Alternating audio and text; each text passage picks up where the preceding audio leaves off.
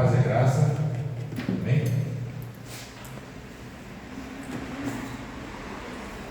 Glória a Deus. Bem, irmãos, estamos iniciando então mais uma EBD, onde nós estamos nessa série aqui falando sobre como ler e ouvir de forma redentiva, de modo redentivo, a palavra de Deus. Agora nós vamos iniciar, fechamos o Pentateuco. Então dessa vez vamos iniciar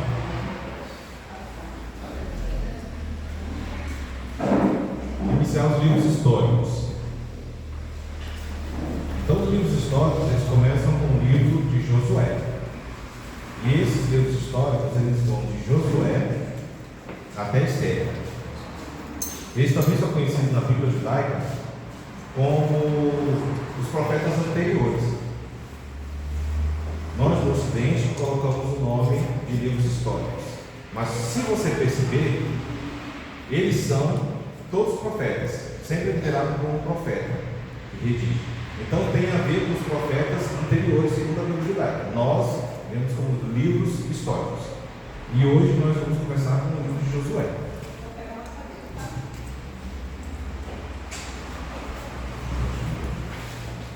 Então o livro de Josué começa hoje. Como a gente pode ler, a intenção desse estudo é como a gente pode compreender e ler o livro não apenas como um livro de história, porque muitos leem o livro de Josué e outros livros históricos apenas como um livro de história, e às vezes não vê sentido naquele livro, na Bíblia, como algo que faz sentido para nós hoje.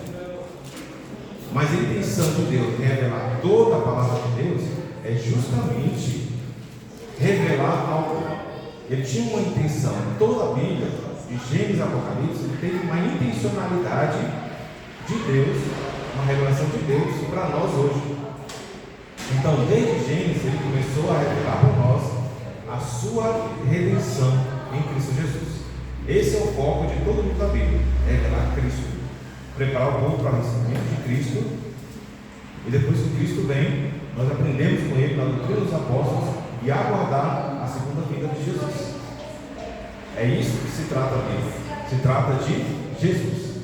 Ali, a Bíblia não se trata de nós, não se trata dos personagens. Não vai se tratar de Acã, não vai se tratar de Davi, não vai se tratar de Raabe. A Bíblia trata de Deus. Então a gente não tem um foco específico nos personagens. Os personagens vão trazer uma mensagem revelada em Cristo Jesus. Então, dando início do livro de Josué.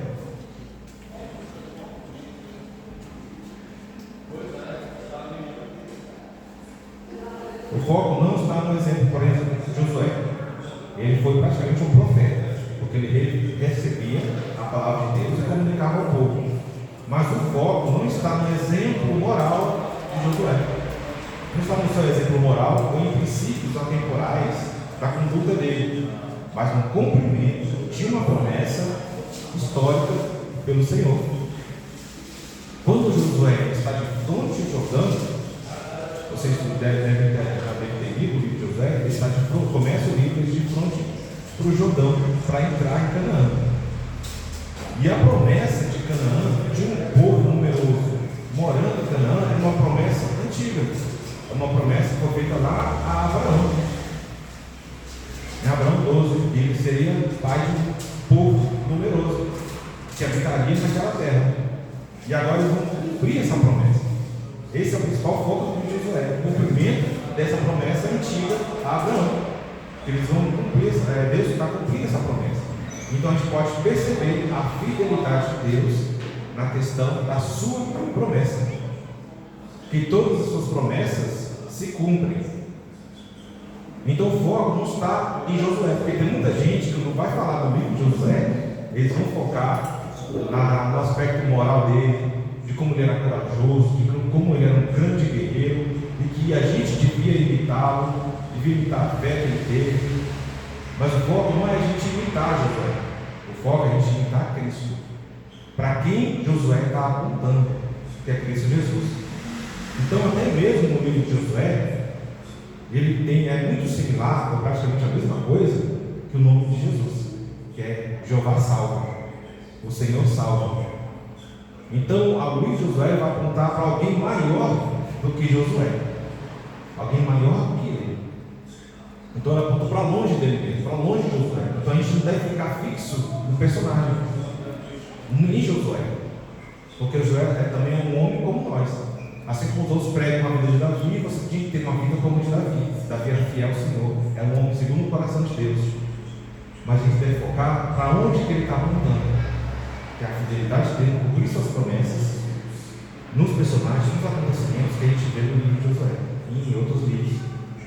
Então, apesar de uma fé genuína e obediência sobre Josué, este livro já sugere um veredito, um ultimato. Esse livro sugere isso, e é um ultimato trágico, porque lá em Oséias 6,7 vai dizer o seguinte: mas como Adão, eles, ou seja, Israel, transgrediram a aliança. Então já sugere isso. Então a gente vê que eles não tinham a capacidade por si mesmos de obedecer à fidelidade de Deus. Então a nação de Israel não foi a semente final da promessa. Ele não foi a semente final dessa promessa. Então essa aliança graciosa de Deus com Abraão em Gênesis 15 envolveu promessas importantes, incluindo a terra e nação temporais, o tipo ou início de um padrão. Introdução a Josué. Então, seria Israel a semente prometida em Gênesis 15? Quem pode ler Gênesis 15 aí? 3,15. Gênesis 3,15.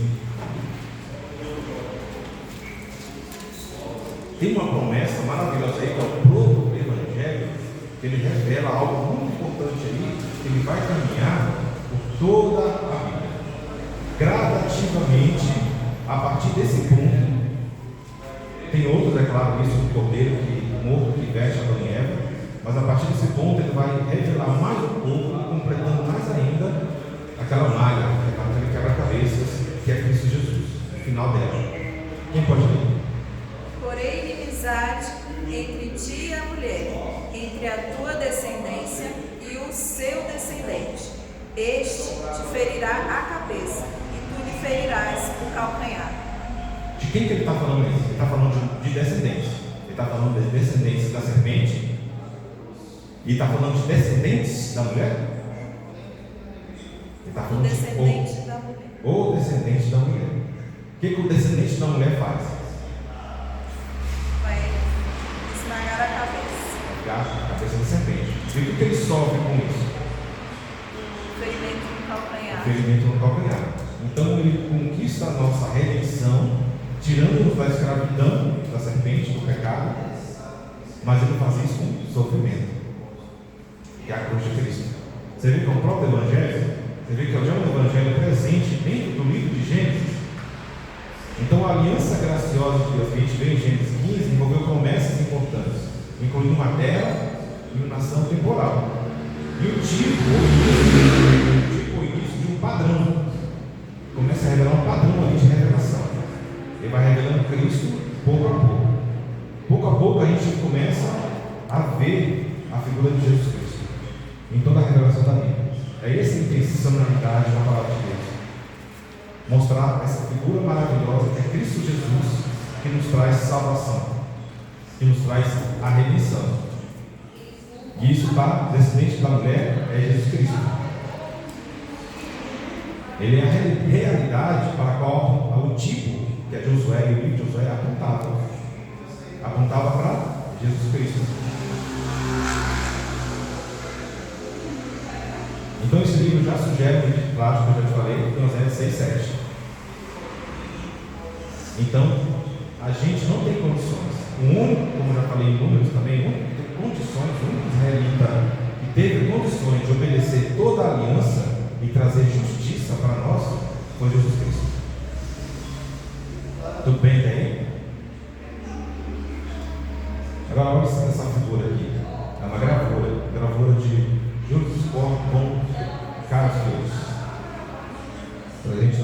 do romantismo. O que vocês podem ver aí? O que se interpreta isso em relação ao livro de Josué? Os espias fugindo. Fugindo? Que história é essa? Eles estão fugindo. É a meretriz Raabe que escondeu eles e aí ela faz eles fugirem, né, pelo muro, descendo uma corda. E a corda vai servir de sinal depois. Depois eu vou colocar uma fita vermelha. Uma fita vermelha como sinal. Já aponta também o sangue de Jesus, como sinal da salvação daquela casa. O que é a história de Raabe? Eu coloquei a história de Raabe aqui em evidência, porque no final a gente vai ver como a história dela aponta para a nossa redenção. Como é que a história dela se aplica a nós hoje em relação à fé em Jesus Cristo? Porque ela teve fidelidade, ela teve fé em Deus, ela confiou em Deus.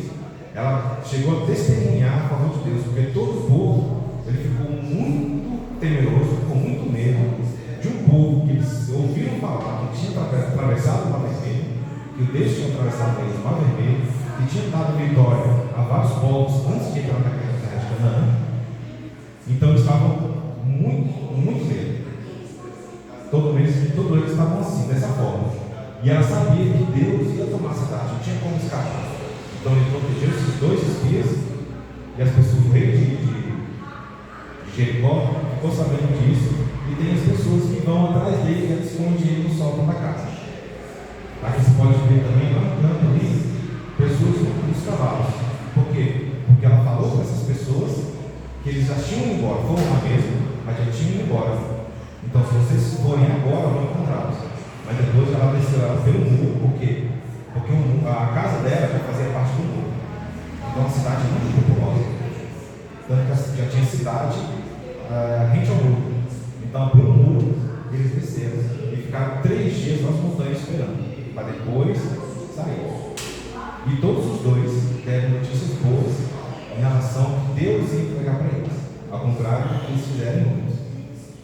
Eles precisaram falar que não ia conseguir a terra, que queriam voltar para o Egito.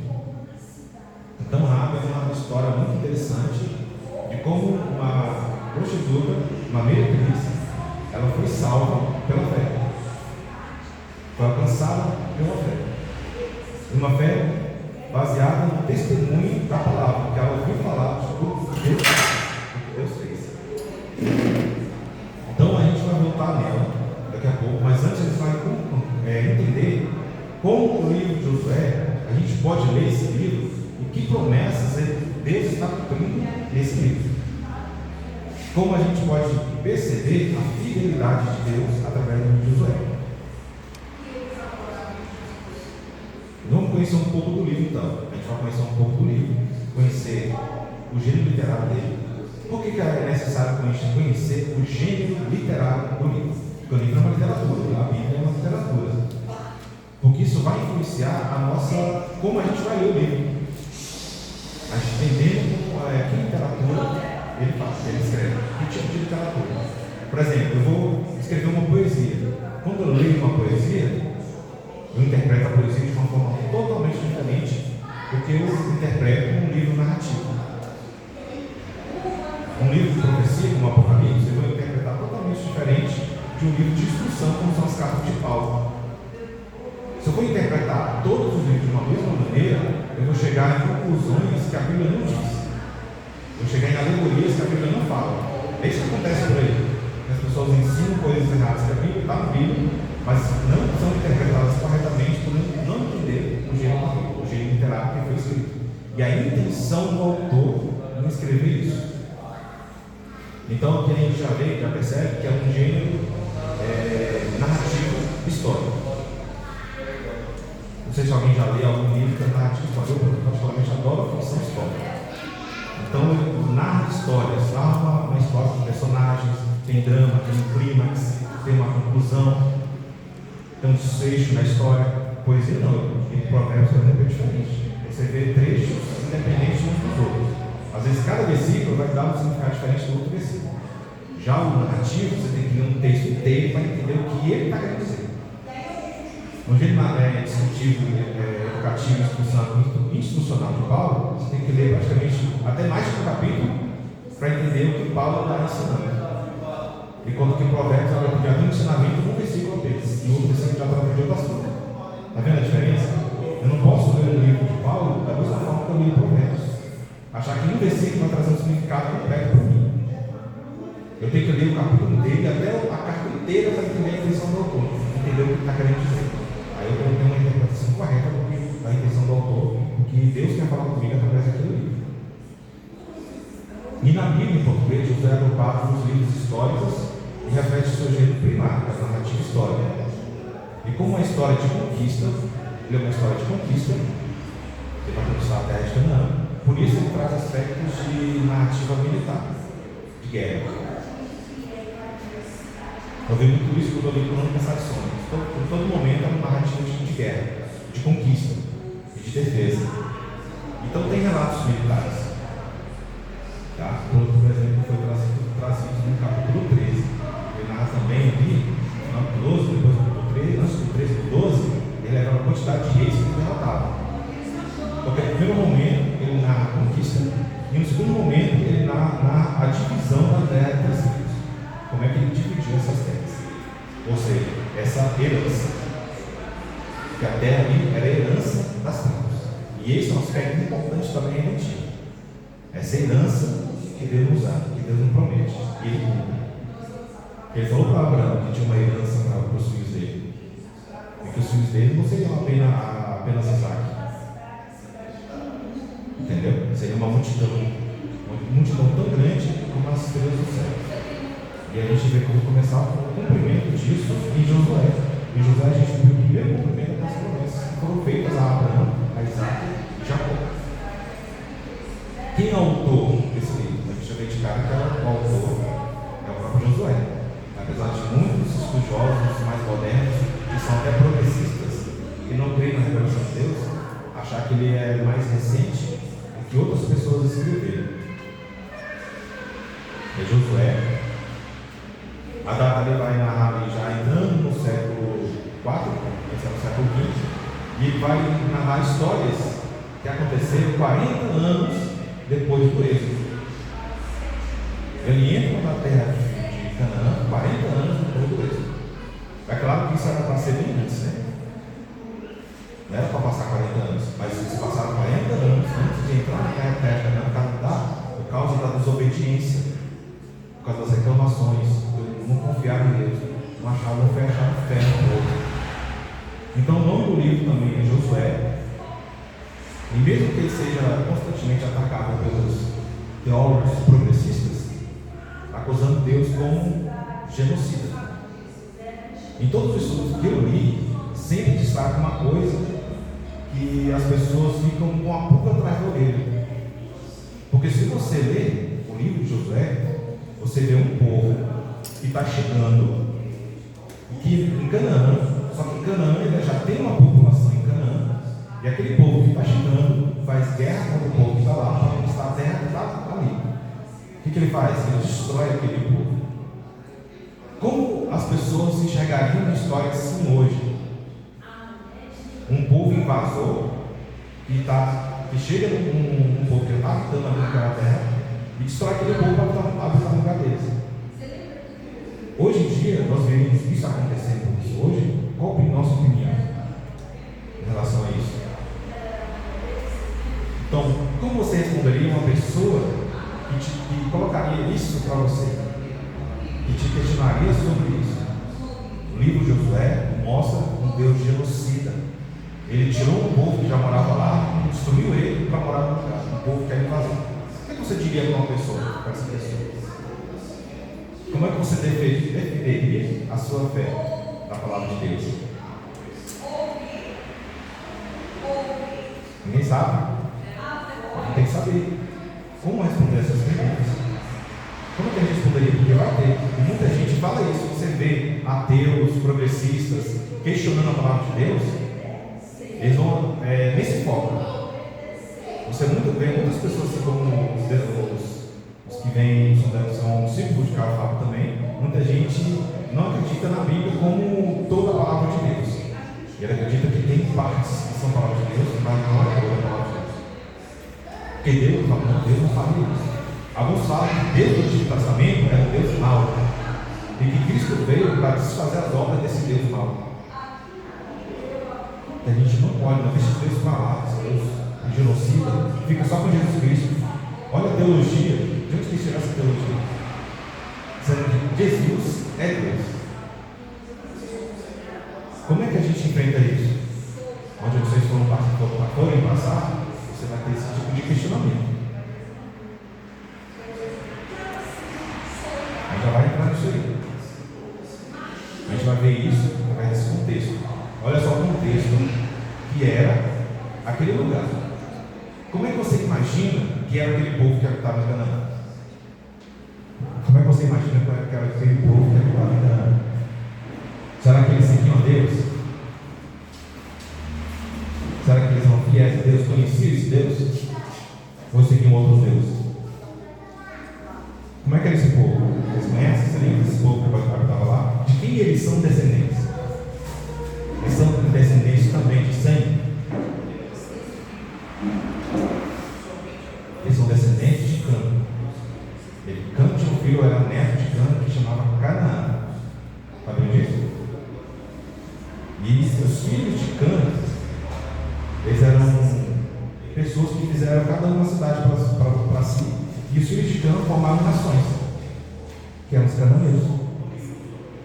E eles estavam na terra de quem? De Canaã. Então aquela terra depois foi habitada pelos filhos de Cã. Os descendentes de Cã. Então não nem era descendente de Sem. Então nós adorávamos os deuses. Então a gente vê, você já estudou a história grega, como é que era o reino na Grécia. Como é que eles eram organizados, as cidades. Eram organizados, quem ensino médio aí. Como é que eram organizadas as cidades da Grécia? Eram organizadas em cidades e estados. Ele não tinha uma nação com várias cidades. Cada cidade era um estado em si. E tinha um rei. Canaã era da mesma forma. Então cada cidade que ele conquistava, estava conquistando uma nação. Então, se ele derrotaram 31 reis, eles derrotaram 31 nações. É a grande vitória que Deus deu. Então a gente vê que o reino cananeu era um reino corrupto, de uma cultura materialista, trabalho escravo, toda a sua sociedade era baseada no trabalho escravo, tinha muita idolatria, e nessa idolatria tinha os sacrifícios humanos. Muita gente gosta aqui das histórias dos vikings, né? Muita gente vai querer ser um viking, queria ser isso aqui, mas os vikings eles também tinham sacrifícios humanos na sua cultura, dos seus deuses. A gente vê isso nessa cultura. Agora essa pergunta, Deus não exerceria sua justiça sobre todo esse pecado? E quem foi o instrumento dessa justiça? Quem foi o instrumento que destruiu um povo pecaminoso? Porque a gente vê que existe um povo que não se converte e vai para o inferno. Por quê? Porque não creem em Deus. Porque são totalmente descrentes de Deus e não se converteram. E Deus tem uma justiça para os pecadores. E Deus trouxe essa justiça para os povos de Canaã. Entenderam? Trouxe essa justiça para eles. Mas o instrumento dessa justiça foi Israel. Então ele não deixou Israel entrar na terra de Canaã até o momento em que todo o pecado de Canaã transbordasse em cada cidade de Deus. A partir do momento que era tanto pecado que transbordou o cada cidade de Deus, que ele utilizou Israel para trazer justiça naquele povo. A condenação daquele povo, porque era um povo totalmente idólatra. Sabia que ele fez a mesma coisa com Israel? Quando Israel pecou, o que ele fez? Ele utilizou outro povo para trazer justiça sobre um povo pecaminoso que é Israel. Israel chegou a um ponto que eles seriam piores do que os cananeus. E Deus trouxe justiça. A gente pode ver isso em Abacuque. Deus trouxe justiça para toda a maldade que Israel fazia, trazendo um povo estrangeiro para quase destruir o povo. Muita gente morreu e outras pessoas foram deportadas para longe da terra. Eles foram tirados da terra que Deus prometeu que ia dar a eles. Porque eles só ficariam na terra à medida que obedecessem. Se não obedecessem, a maldição viria sobre eles. E é exatamente isso que aconteceu, quando a gente viu Moisés no começo. Vamos ler Deuteronômio 9, de 4 a 5.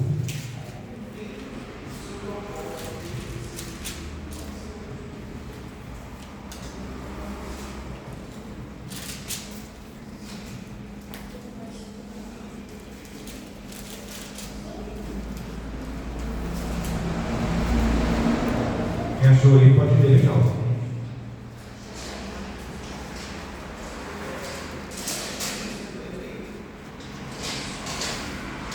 Quando, pois, o Senhor teu Deus os tiver lançado de diante de ti, não digas no teu coração: por causa da minha justiça é que o Senhor me trouxe a esta terra para possuir. Porque pela maldade destas gerações é que o Senhor as lança de diante de ti.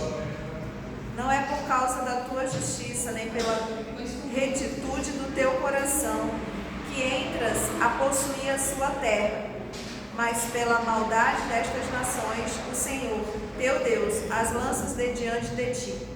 E para confirmar a palavra que o Senhor, teu Deus, jurou aos teus pais, Abraão, Isaque e Jacó. Amém? Você vê o amor e a justiça no mesmo episódio. O seu amor a Abraão, cumprindo sua promessa de entrar nas terras de Canaã, e ao mesmo tempo a justiça de Deus sobre o pecado. A gente vê isso na cruz de Cristo. Como? Como é, no mesmo tempo a gente vê a justiça de Deus e o amor de Deus. O amor de Deus em que nos dá a redenção em Cristo Jesus, porque ali está pisando a cabeça da serpente, Gênesis 3:15. Mas ao mesmo tempo nós vemos a justiça de Deus sobre o pecado. Porque Deus está derramando a sua ira sobre a cruz, sobre Cristo, e está exercendo a justiça dele sobre o pecado. Porque todos os nossos pecados estavam sobre ele. Então ele exerceu ao mesmo tempo tanto a justiça, satisfação da ira de Deus sobre Jesus, porque nele estava todos os nossos pecados. E ao mesmo tempo que ele fazia isso, ele nos deu vida eterna. Entenderam a ligação? Os pontos? Em Romanos 12, 19, diz assim: amados, nunca procurem vingar-se, mas deixem com Deus a ira, pois está escrito: minha é a vingança e eu retribuirei, diz o Senhor. Então, minha é a vingança. Quando a gente fala de vingança, e a gente quer se vingar de alguém, a gente está se colocando no lugar de Deus. Porque a vingança é um atributo divino. Então, a vingança é algo que só pertence a Deus. Porque a vingança de Deus é justa. Porque ele está falando de uma retribuição, revelação da ira de Deus sobre o pecado. Essa é a vingança. Essa é a única palavra vingança. A retribuição de Deus pelo pecado, onde ele satisfaz a sua ira. Então, a gente não tem o direito de vingar-se, porque é um atributo divino. Nós esperamos a justiça de Deus, porque ela é justa. A nossa vingança é totalmente danificada. Nós não conseguimos fazer justiça. Como Deus faz justiça, é a vingança dele, é a retribuição pelo mal. Alguma pergunta? Um comentário sobre isso? Alguma dúvida? Nada? Está tudo certo? Todo mundo está entendendo direitinho? Acho que esqueci de ler um texto aqui.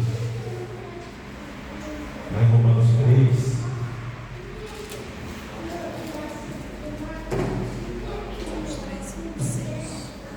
Três, 23 a 26.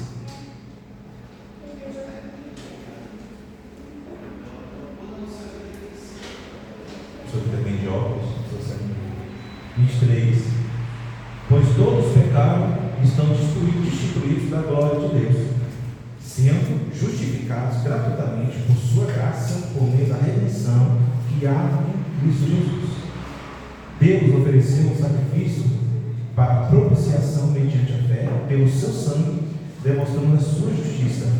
Em sua tolerância havia deixado impunes os pecados anteriormente cometidos, mas no presente demonstrou a sua justiça, a fim de ser justo e justificador daqueles que têm fé em Jesus.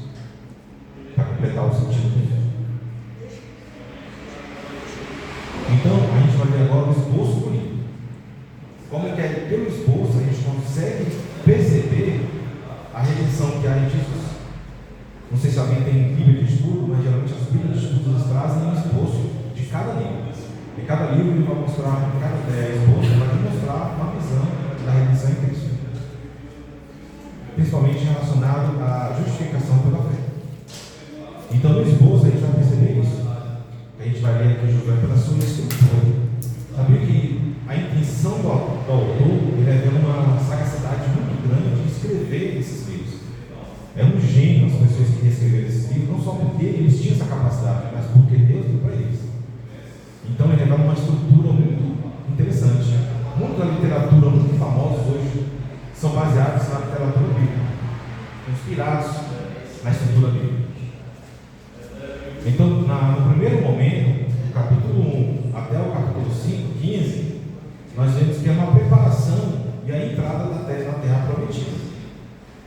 Então, nisso a gente vê o quê? O cumprimento da promessa, quando eles conquistam a terra. Porque isso foi prometido a Abraão. Então a gente vê que Deus cumpre as suas promessas. A gente precisa ficar temerosos contra o que Deus prometeu na palavra. Então a gente vai perceber isso, a gente vai mostrar isso na questão dessas promessas. Quais são essas promessas que Deus tem para nós? E sabemos que se ainda não foram cumpridas, vão se cumprir. Mas promessas são escritas, não que a gente inventa para vocês, não que vem da nossa cabeça. Você vai se casar com alguém assim, assim. Você vai estar em uma escola, você vai estar no curso ano que vem. Isso é promessa que vem da cabeça das pessoas.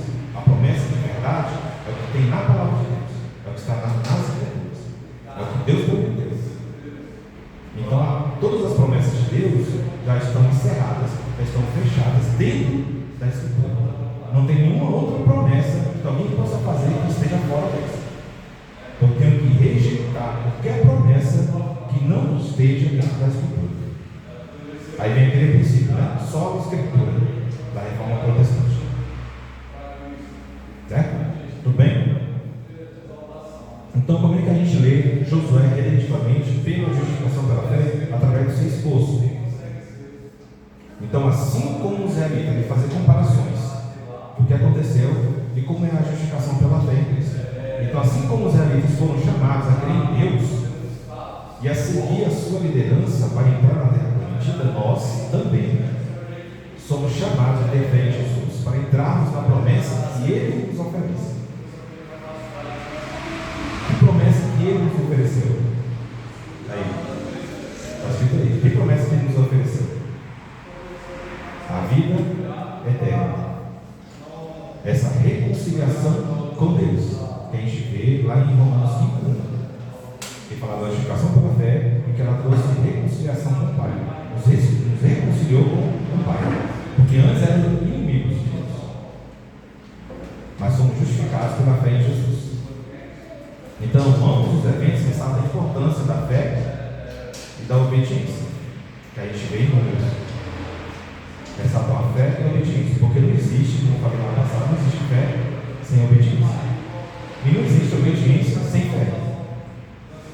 Se eu não tenho fé nenhuma, mas se eu estou obedecendo, a minha fé é vã. O que eu estou fazendo não serve de nada para Deus, não serve para nada. Porque eu não estou fazendo com fé. Mesmo uma coisa boa que eu esteja fazendo, mas não faço com fé, eu estou até pecando. Porque eu não estou fazendo com fé. Aquele que não faz com fé comete pecado, a palavra fala. Então a obediência é baseada na fé.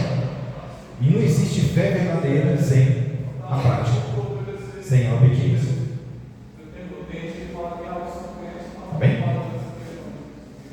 Continuando esse esboço, a gente vai ver agora o cumprimento da promessa, que a justificação pela fé nos oferece acesso à graça divina e nos garante uma nova identidade como filhos e filhas de Deus.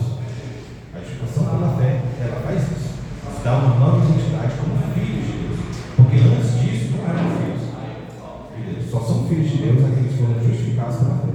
Aqueles que se converteram, aqueles que nasceram de novo. Então, da mesma forma, os israelitas tiveram que crer na promessa de Deus para entrar na terra de Canaã. Nós também entramos na graça de Deus, na vida eterna, por meio da fé. Então nós também temos que ter fé em Jesus como nosso Salvador para experimentarmos a verdadeira liberdade e vida abundante que Ele oferece. Então essa liberdade que tem na terra de Canaã, essa vida abundante, que é uma terra que manda leite e mel. É uma terra de abundância. Isso é um simbolismo dessa terra, um simbolismo da Nova Jerusalém, que nós iremos habitar no final dessa jornada. É o nosso descanso. Porque aí não é o nosso descanso ainda, tá? Pensa que as converter a Cristo, a gente vai descansar, vai ser só vida boa agora que a gente converteu. Na verdade não, às vezes fica até pior, mais luta ainda. Então nessa jornada de luta, com dificuldade, mas tem uma promessa de descanso para aqueles que creem. A gente pode ver muito bem isso no cumprimento dela, a gente vê em Hebreus. Sobre isso que até Spurgeon fala numa pregação que a gente, quando passa pelas tribulações, por exemplo, no caso do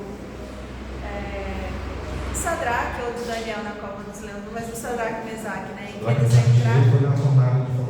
Que eles entraram e nem sequer cheiro de fumaça tinha neles, né? O Spurgeon falando que isso glorifica muito mais a Deus do que se eles tivessem chegado lá e morrido, simplesmente morrido. Mas o poder de Deus ali manifestado. Então, às vezes, no sofrimento, a gente está glorificando muito mais a Deus do que vivendo uma vida sem sofrimento. Exatamente. Eles já estavam sofrendo só pelo fato de serem condenados à fornalha. Eles falavam, né? Se mesmo que Deus não nos livre, nós mesmo assim glorificaremos o nosso Senhor. O Senhor vai nos livrar, mas mesmo que Ele não livre, nós com tudo isso glorificaremos a Deus, porque não nos prostramos diante de Deus. Tanto na morte como na vida, eles glorificaram a Deus. Por isso que a nossa jornada, nessa dificuldade, a gente tem que glorificar a Deus dessa forma. E Deus está conosco mesmo lá no sofrimento. A segunda parte, então, é a conquista da terra. Eles têm a preparação. Tem toda aquela preparação que eles têm que atravessar o Jordão, e essa veio até isso essa semana dos domingos. E eles tinham que colocar a arca da aliança na frente da marcha, justamente apontando que Deus tem que ir na nossa frente, e não a gente colocar o carro na frente das coisas. Uma vez Abraão fez isso, né? Então, a presença de Deus foi na frente deles. Por quê? Porque tinha uma dificuldade geográfica ali. Como é que eles iam atravessar o Jordão? E tinha um detalhe ali no texto. Eles falaram que aquele período, daquela época, o Jordão estava mais volumoso. Estava mais cheio naquela época. Por que Deus fez isso, né? Para mostrar a sua glória. Então, assim que eles pisassem o pé na água, a água ia parar de correr. Parece como se fosse colocar um muro ali e a água ficava acumulando para lá, um dique. E eles ficavam no meio do rio até todo o povo passar. Ou seja, a presença de Deus estava com eles na jornada.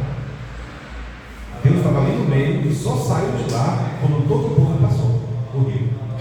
Todo o povo que ia batalhar. E assim que eles saíram, deram ordem para eles saírem do meio do rio. E assim que eles pisaram em terra seca, o rio voltou a correr. Essa foi toda a preparação dessa conquista, já com um grande milagre, mostrando a glória de Deus, a sua presença com o seu povo.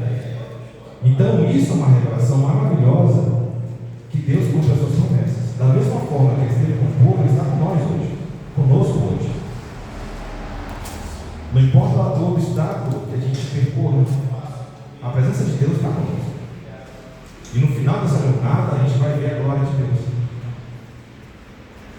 Tudo bem? Então, nessa conquista, a gente vê que é uma terra conquistada pelo príncipe do exército do Senhor. Josué, naquele momento, logo após isso, ele tem um encontro com alguém E ele se auto-titulou príncipe do exército do Senhor. A gente vê nisso uma pré-encarnação de Jesus. Jesus apareceu no Velho Testamento para Josué. Então, por meio da confiança em Cristo, recebemos a vitória sobre o pecado e a morte. O pecado já não nos escraviza mais. É claro que o pecado nos tenta o tempo todo. O tempo todo nós somos tentados, mas ele não nos escraviza. É diferente. Os israelitas entraram na terra e desfrutaram das bênçãos de Deus. Da mesma forma, a justificação pela fé em Jesus nos assegura um novo estado espiritual. Somos agora em Jesus nova criatura, em que podemos viver em plenitude, desfrutando da presença e das promessas de Deus. A gente faz isso não porque a gente mereceu. A gente consegue isso, essa vitória, baseada nos méritos de Jesus, porque só Ele mereceu. Então, os méritos dele é que nós herdamos essa terra prometida. Porque pelo aquilo que Jesus fez, não por aquilo que eu posso fazer. Se fosse baseado naquilo que eu posso fazer, nunca entraria na terra prometida, porque éramos escravos do pecado. Foi Cristo que nos libertou, tirou das trevas para a sua maravilhosa luz.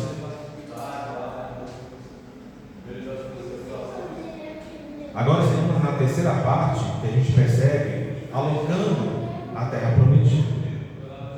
Na verdade, estão alocando a terra, dividindo a terra para os 12 tribos de Israel.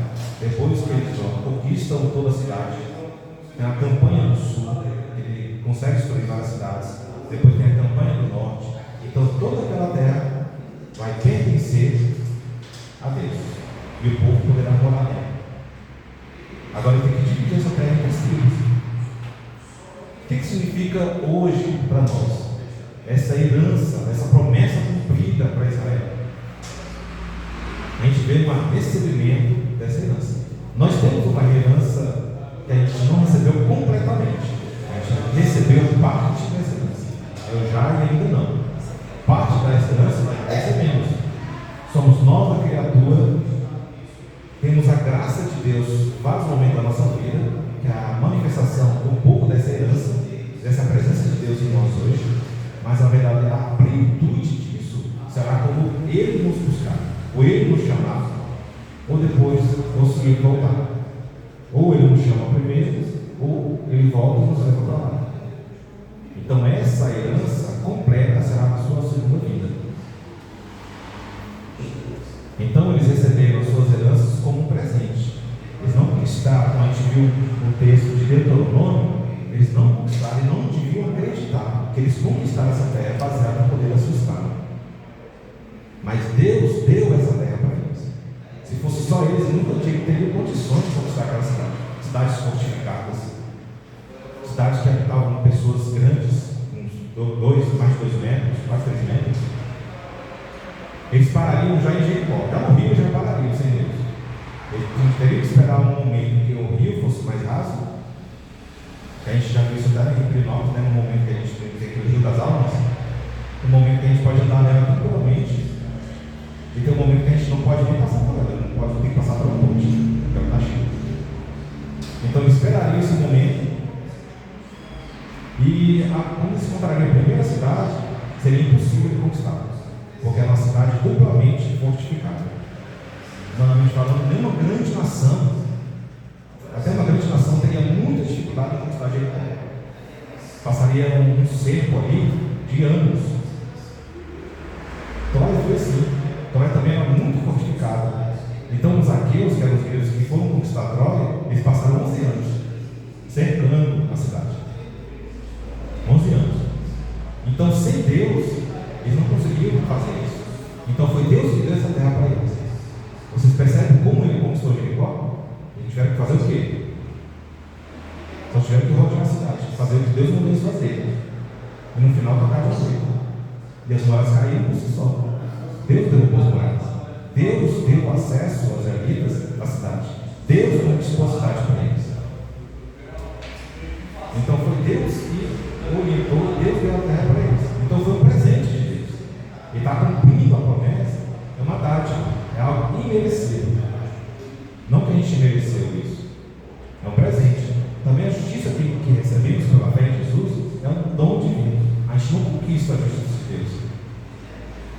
Se fosse conquistar o justiça de Deus com as boas obras que a gente faz, aí só mereceria o inferno mesmo, porque a gente não tem nenhuma. E continua não tendo. Nunca teremos obras suficientes para conquistar o favor de Deus. Nunca. O que conquista o favor de Deus é Cristo. Quem conquistou o favor de Deus é Cristo. Por isso que quando temos fé em Cristo, nós também herdamos junto com Cristo essa herança. Porque Cristo que é o povo de Deus, e é Cristo que tem herança, porque Ele cumpriu toda a lei. O único povo de Deus que Deus considera seu povo é aquele que cumpre todos os seus mandamentos, toda a sua justiça. E o único que conseguiu fazer isso foi Jesus Cristo. Então só Jesus Cristo é o povo de Deus. Nós só nos tornamos povo de Deus pela fé em Jesus, quando estamos ligados a Jesus, porque Ele é a videira e nós usamos. Então, se estivermos ligados à videira, aí sim nós estamos alimentados por Cristo. E a herança que Ele tem passa a ser nossa também, baseada nos méritos dele, porque Ele conquistou isso. Tudo bem? Deu para entender essa parte da justiça de Deus? Que a gente não tem justiça nenhuma? Ficou claro, né? Isso é muito importante. Então não foi alcançada pelos nossos méritos. Então, através da fé, na obra de Cristo, recebemos a herança espiritual, que é a vida eterna, que é a promessa de Deus em nossas vidas. Amém? A gente vê isso em Gálatas 3:29.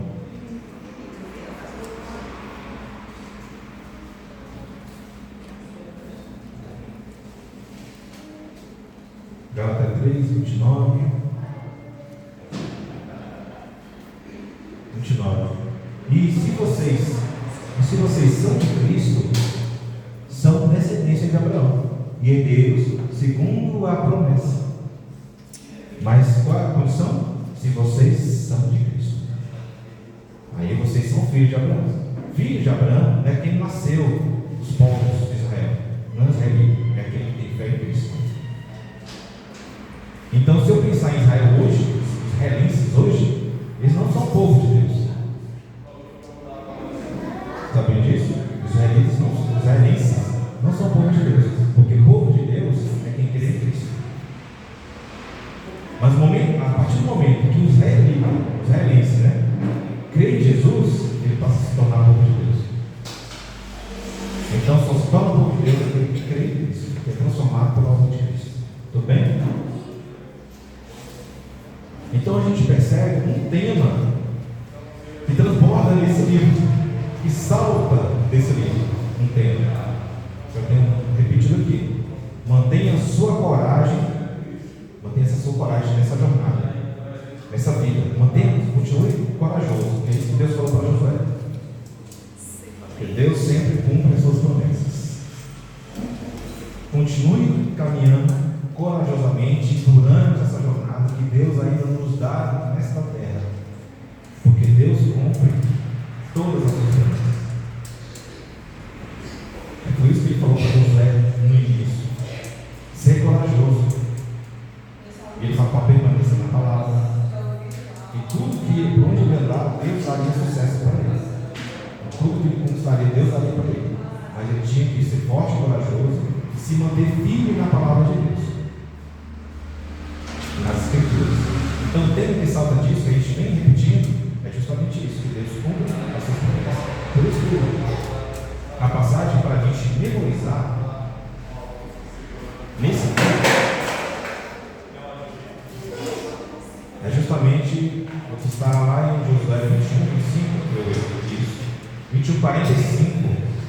Nenhuma promessa falhou de todas as boas palavras que o Senhor falara à casa de Israel. Tudo se cumpriu.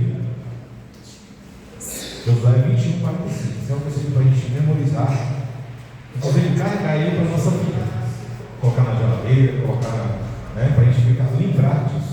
Lembrar que nenhuma promessa falou de todas as boas palavras que o Senhor falava à casa de Israel. Esse tema, esse versículo-chave de Josué, é para nós também.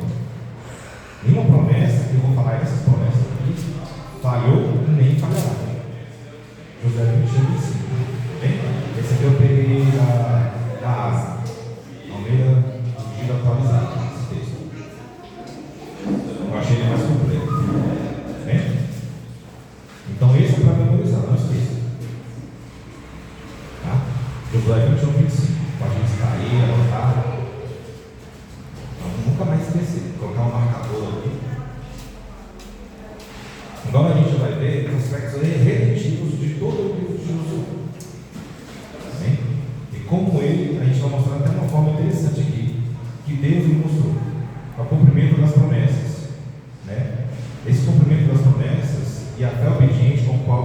vidas constitui o tema central de Josué.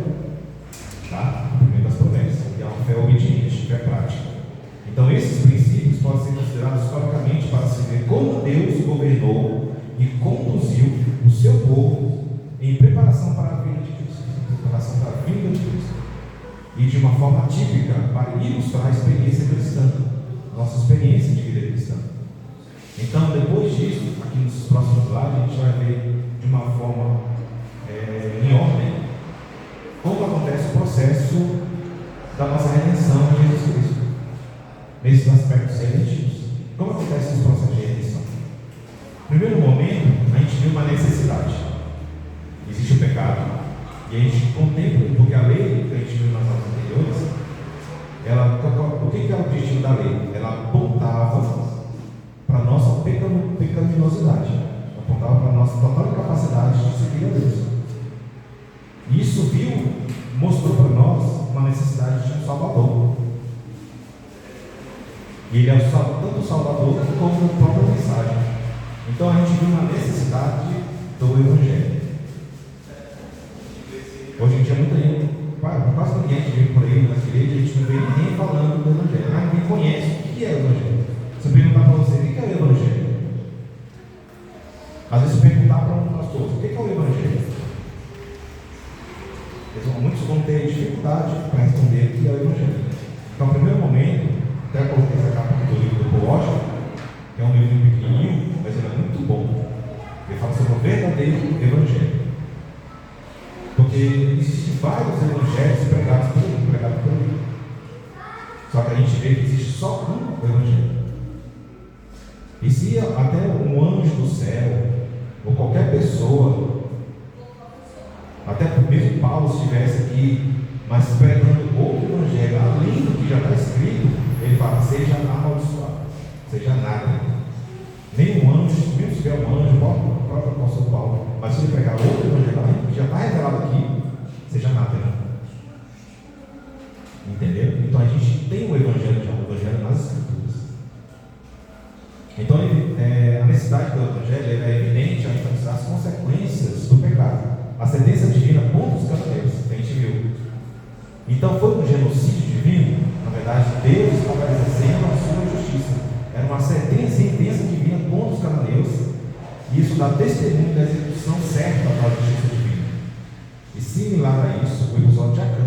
Se você ver o capítulo 7 de Josué, a gente vê Acã desobedeceu a Deus, falou que os objetos que ele tinha conquistado, os espólios dessa conquista, tudo seria nada, tudo pertenceria ao Senhor, seria queimado. Mas ele pegou coisas para si e desobedeceu. E todo ele, toda a sua casa morreu por causa dessa desobediência. Então esse episódio de Acã, ele ilustra o poder que o pecado tem e a impossibilidade de escondê-lo de Deus. Por isso que eu falei uma vez, na pregação eu falei que a gente não pode brincar com o pecado. Não, é só dessa vez, só mais uma aqui, depois eu peço perdão. É só dessa vez.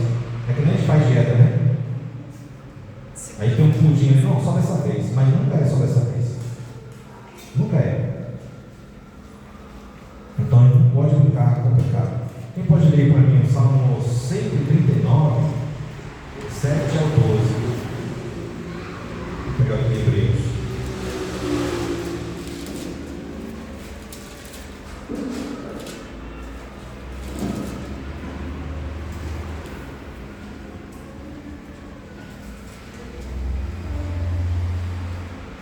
Salmo 139, 7 ao 12. Pode ler bem alto, por favor.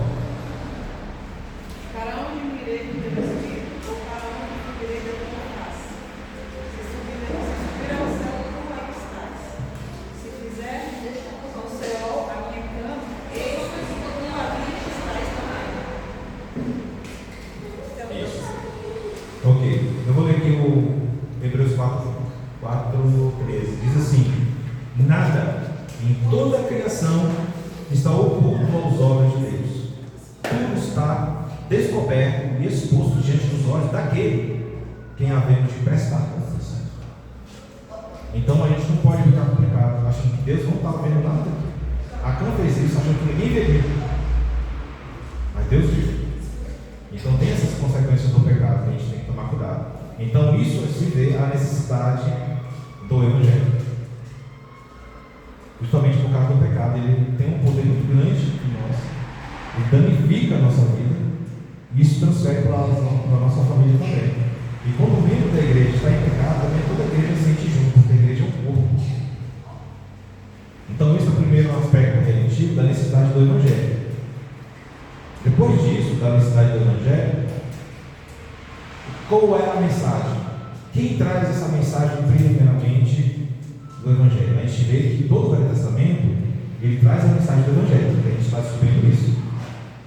Mas como esse Evangelho se tornou material? Quando a gente pôde tocá-lo, como é que a gente viu isso? A personificação desse Evangelho. Em quem a gente vê? Em Jesus Cristo. Ele próprio é a palavra de Deus, o verbo de Deus. Ele próprio é Deus e a mensagem de Deus. Ele é a palavra encarnada de Deus. Então Josué vai ser um tipo disso, um tipo de Cristo. Ele vai ter essa representatividade. E isso aponta para além dele. A gente não deve ficar fixo em Josué. Se concentrar apenas nos aspectos morais de Josué, somente na coragem dele. A gente deve se fixar nisso, ser corajoso que nem Josué. Isso só dá uma mensagem de autoajuda. Eu não ajuda do alto. Então o encontro com José, com o príncipe do exército do Senhor, ele tem esse indício de que Cristo está presente nesse Evangelho. A gente vê a manifestação de Cristo no Velho Testamento, o príncipe do exército do Senhor, no início da carreira de Josué, lá em Josué 6. Então isso sugere que havia um líder do povo maior do que Josué. Quem estava liderando o povo? Josué. Mas tem alguém maior do que ele estava chamando Josué e liderando o povo. Eu falei, né? Se não fosse por Deus liderando, eles nunca teriam conquistado Jericó. Nunca teriam transposto aquela muralha, dupla muralha, não, duplamente fortificada. Então Josué liderando Israel para a sua herança, uma descrição profética de Jesus, conduzindo a igreja para a glória. Essa é uma descrição profética, porque a terra de Canaã, a terra prometida, ela tem uma figura que é a terra celestial, que Deus nos dá por herança, sem merecimento. Nem falar em Hebreus 12, 2:10. Depois, então, olha, presta atenção à ordem que está aqui. Houve uma necessidade do Evangelho por causa do pecado. Jesus veio nessa necessidade como nosso Salvador, nos transformou, nos deu um novo coração, nos tirou da escravidão do pecado. E agora servimos a Ele com fé.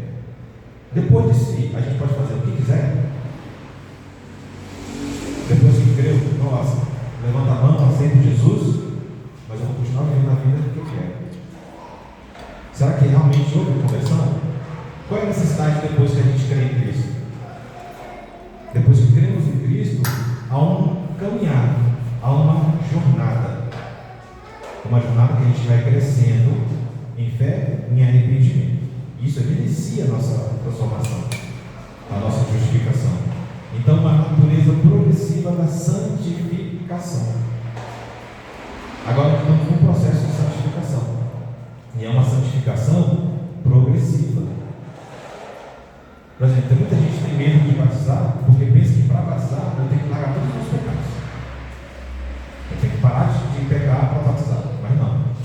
Se você creu, você já pode batizar.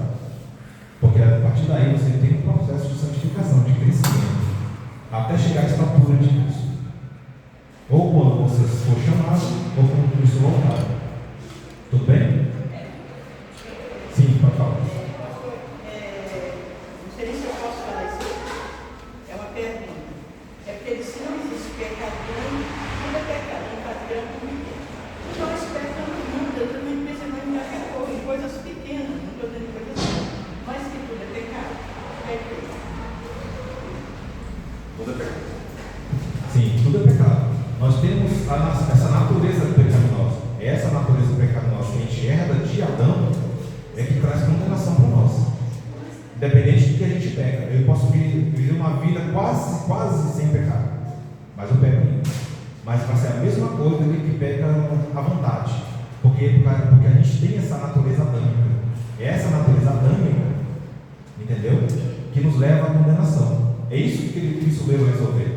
Eles iam tirar essa natureza adâmica e dar uma natureza, uma nova criatura nascida de Deus. Entendeu? Só que agora, quando a gente não pega porque a gente quer. Eu quero pecar, eu vou pecar quantas vezes eu quiser. Não. Pecado é um acidente. É um acidente. Porque a gente tem a indolência de pecar. Mas agora é diferente. Porque agora nós temos o Espírito Santo de Deus. Porque quando cremos em Jesus, isso dá o seu Espírito. E esse selo do Espírito, ele nos incomoda em relação ao pecado. A gente pegou sem querer. Aí o Espírito Santo nos incomoda, nos leva ao arrependimento. E nós agora temos Jesus, que perdoa os nossos pecados, porque nos voltamos para Ele, porque Ele é o nosso advogado. Melhor que é verdade, porque às vezes quando eu faço alguma coisa assim, eu vejo que não é de Deus, não é de Deus, eu vejo sim, eu me arrependo. Aí eu peguei, né? Aí realmente é verdade mesmo. A gente sente quando a gente faz alguma coisa errada, né? Vou falar. E outra coisa, por menor que o nosso pecado seja, ele é digno de condenação eterna. Pode ser pequeno, pode ser grande, não importa. É digno de condenação porque é contra um Deus eterno e santo. O nosso Deus é totalmente santo e totalmente eterno. Então, por menor que seja o nosso pecado, nós somos dignos de condenação. Só não somos condenados por causa do que Cristo fez por nós. E é isso que é uma maravilha. Depender dele, porque ele pagou o preço por nós. E se a gente recebeu esse perdão em nós, como a senhora falou, a gente não, mesmo que a gente peque, a gente não vai ficar em paz com isso. Porque o Espírito Santo habita em nós. Ele vai nos constranger ao arrependimento. Porque nós não somos mais daquela vida de pecado, mas agora nós somos da vida do Espírito, que busca a santidade e sempre a glória de Deus. Porque a gente sabe que de vez em quando a gente está pecando, né? Sim. Totalmente peca. Existe ninguém que não peca. Em 1 João fala isso. Alguém fala que não tem pecado mais, é mentiroso, prova Deus é mentiroso. Mas a gente tem um advogado. Ele escreveu toda essa palavra de Deus, toda essa escritura, escreveu para que a gente não peque. Fala 1 João, mas se a gente pecar, nós temos um advogado, que é Cristo Jesus. Ele é a propiciação pelos nossos pecados. Ele perdoa os nossos pecados. Entendeu? Então a evidência da nossa conversão é essa luta contra o pecado. Quem não tem o Espírito Santo não tem essa luta. Ele corre para o pecado. Entendeu? Tudo bem? Amém. Então Deus desapossou os cananeus, os cananitas, e deu a terra a Israel como possessão. Contudo, Israel teve que lutar pela terra, não teve? E a nossa vida é uma luta contra o pecado, que é a evidência da nossa conversão.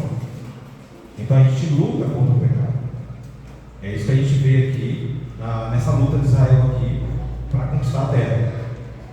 Mas, quando ele fala luta para conquistar a terra, não porque eles lutaram e conquistaram que são deles, mas porque Deus deu a terra para eles.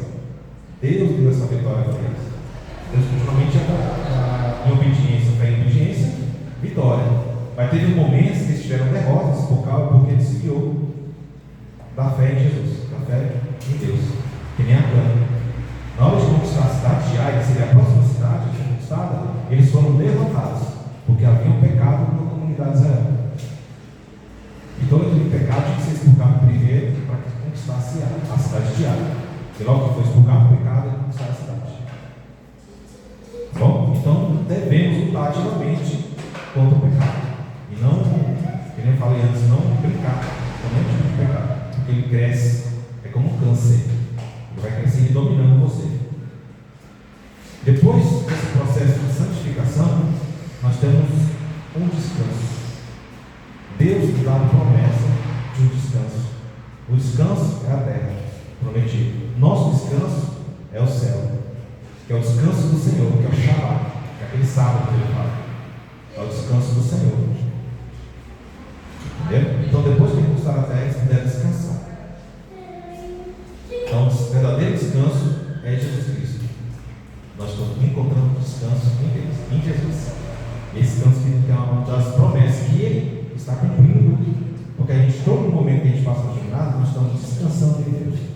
E nosso verdadeiro descanso, quando Ele voltar, ou Deus nos chamar, quando Ele voltar, teremos um descanso eterno. Então, o repouso prometido do Senhor é uma metáfora para a redenção. Esse descanso não é apenas físico, mas ele é espiritual.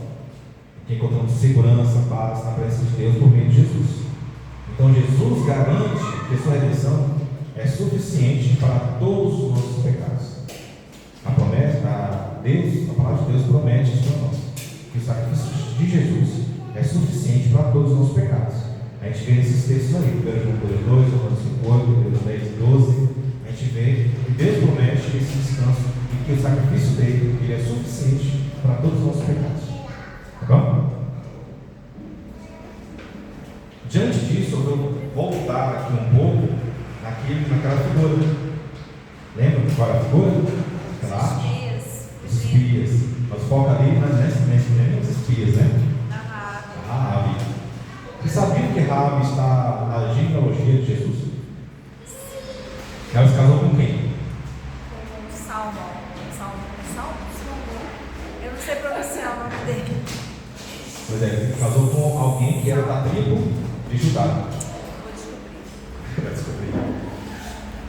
Então o livro de Josué não só mostra a fidelidade de Deus, mas também ensina que a verdadeira fé em Jesus se manifesta em sua obediência,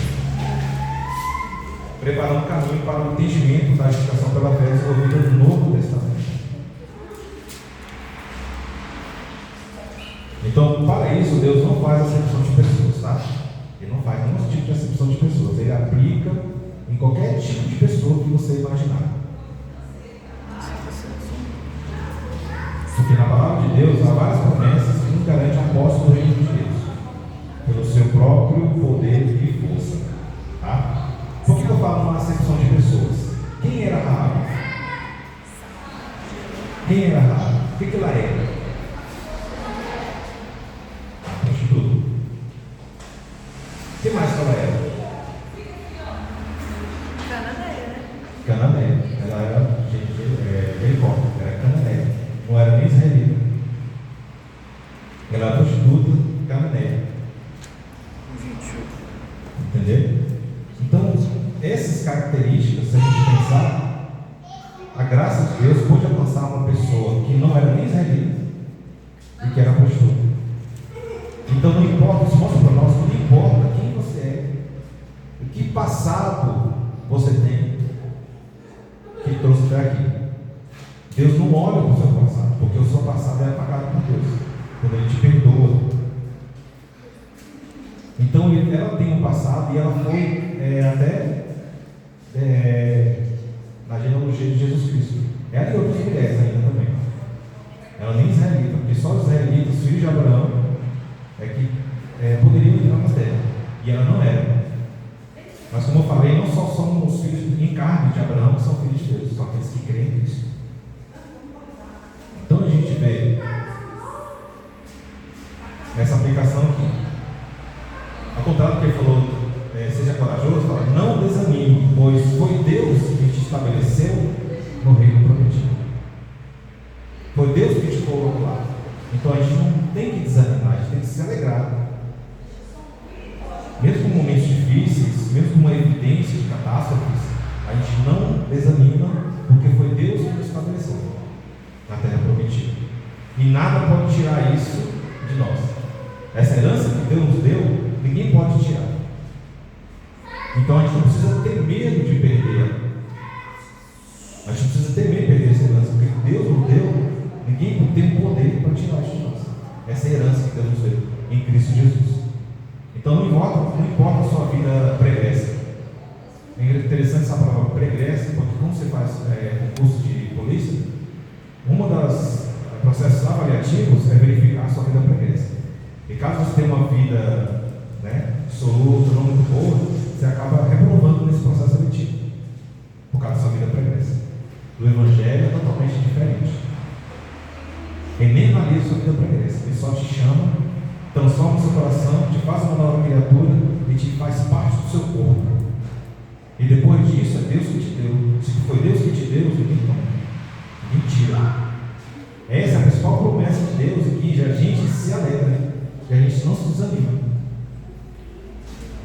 Então por isso Raabe está na genealogia de Jesus. É pela capacidade graciosa de Deus, da justiça do Filho e da consolação do Espírito Santo.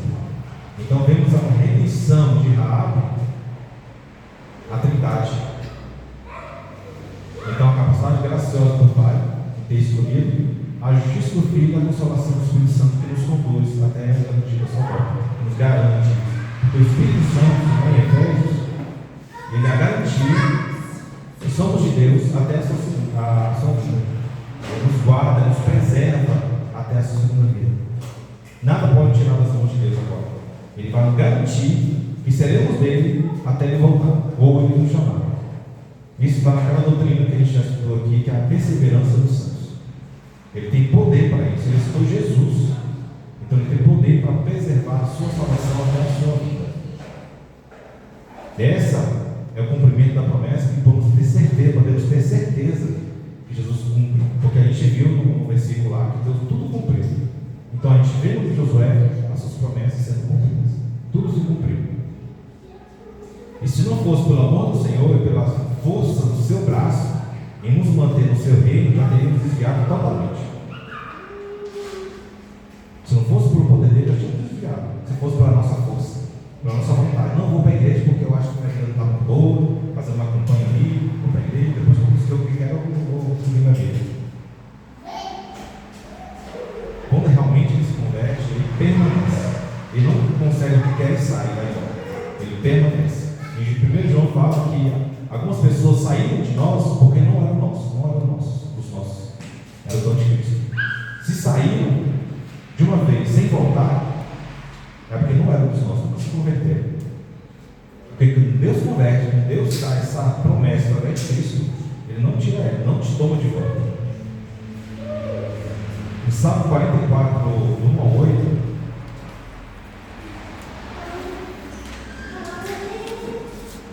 já está finalizando, tá bom?